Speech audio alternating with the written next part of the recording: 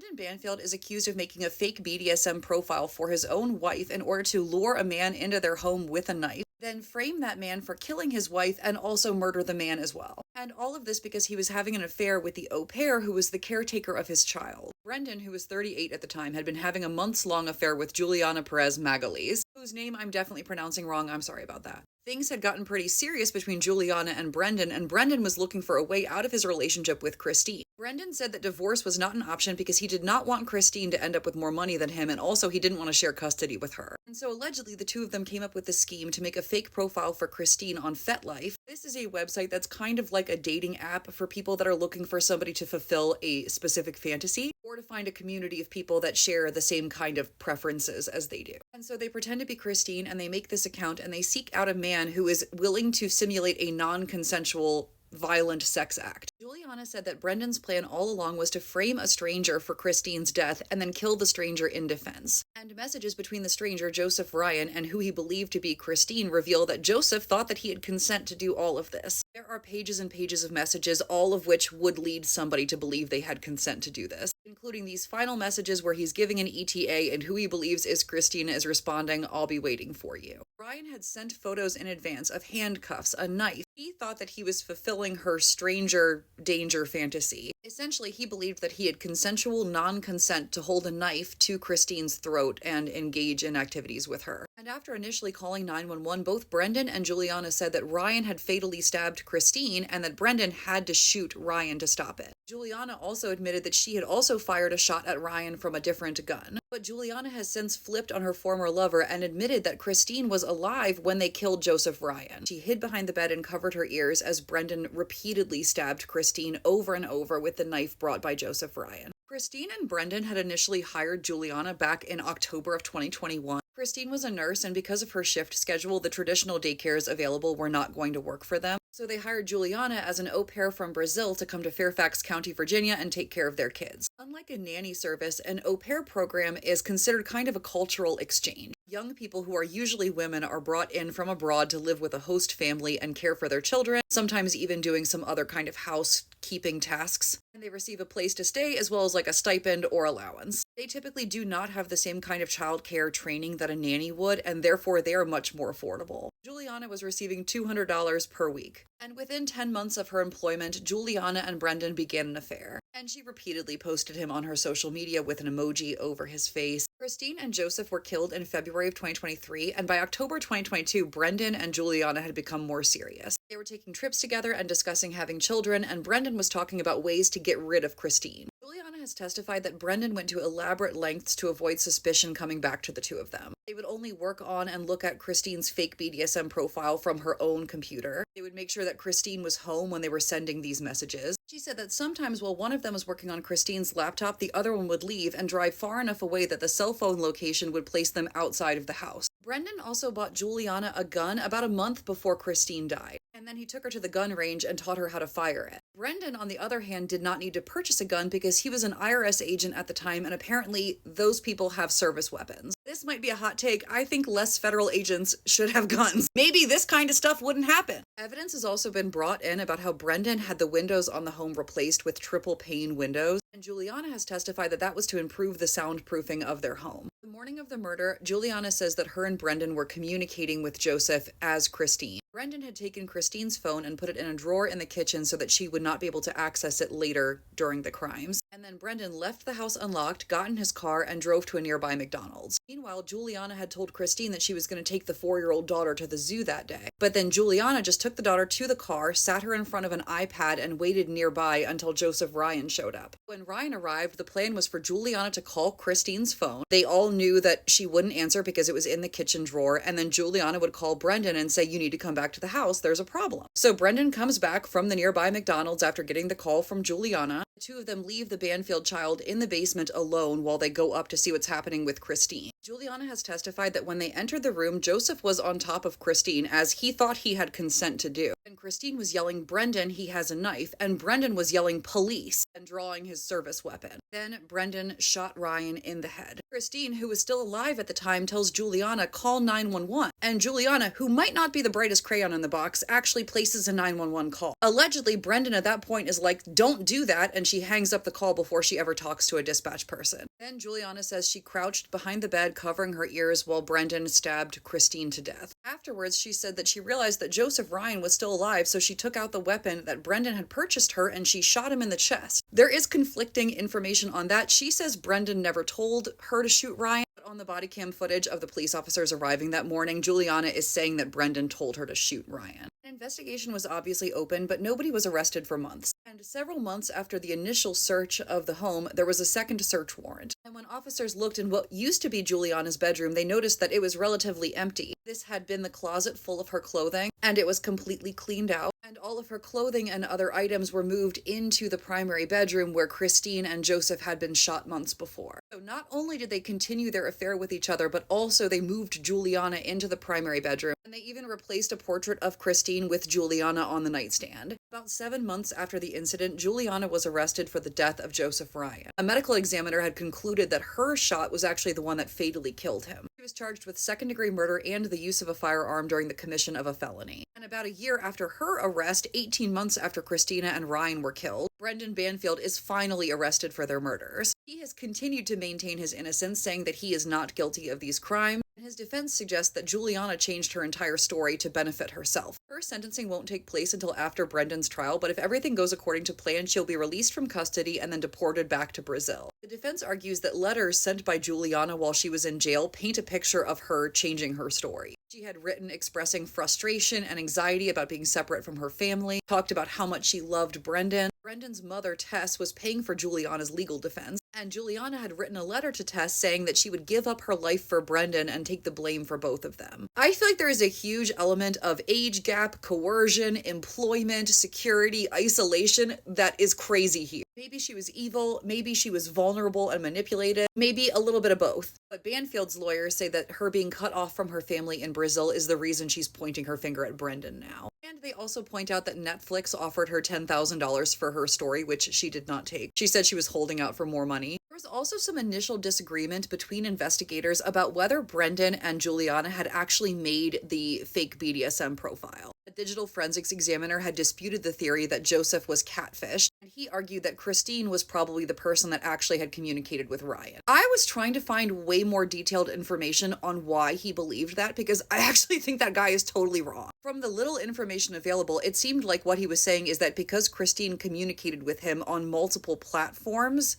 that it was probably her. But across all trials I've covered, one thing that's been really consistent is the language that digital forensic examiners have to use. Typically, instead of saying, like, this person contacted this person, they will say there is a communication between these two devices, because there's no guaranteed way to prove who exactly was operating a device at the time. But I am curious if the defense is going to bring in more information about why they don't believe that Brendan made this BDSM profile. And as far as we know, there's been no evidence that Christine has ever presented alternative sexual desires. So it's going to be hard to convince me, at least, I don't know about a jury, that she went 0 to 100, signed up for this website, and then asked a man to come hold her at knife point. What is this helicopter?